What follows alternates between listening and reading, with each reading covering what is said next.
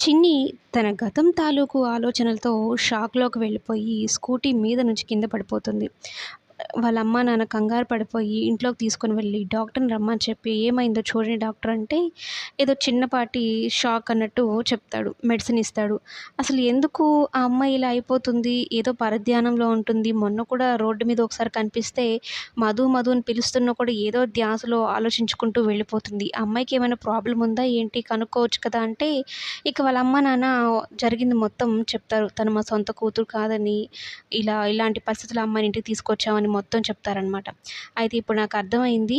ఆ అమ్మాయి వాళ్ళ అమ్మకిచ్చిన మాట ప్రకారం ఆలోచనల్ని ఆపేసినా కూడా తన గతం తాలూకు తన మనసులో ఏదో బాధ ఉండిపోయింది అనైతే చెప్తారనమాట. ఏదో ఒక రకంగా కౌన్సెలింగ్ ఇప్పించి అమ్మాయిని నార్మల్ చేయొచ్చు అని. మరోవైపు మ్యాడీ పరిస్థితి మామూలుగా లేదు. 90 రోజుల్లో అమ్మాయిని తీసుకొనొస్తే నీకు పెళ్లి చేస్తాం. లేదంటే 91 రోజు మేము చెప్పిన మాట వినాలన్నట్టు మాట్లాడుతూ ఉంటారు.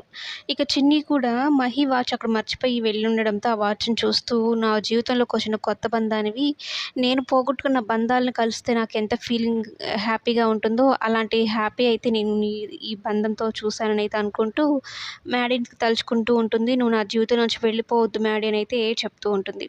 మరోవైపు చిన్ని తాలూకు జ్ఞాపకాలు, గతము వీటన్నిటిని గురించి చిన్ని ఎంత బాధపడుతుందో అటు స్వరూప గాని, సుబ్బారావు కానీ అర్థం చేసుకుంటారు. మరి చిన్ని విషయంలో ఇంకేం జరగబోతుందనేది కమింగ్ ఎపిసోడ్‌లో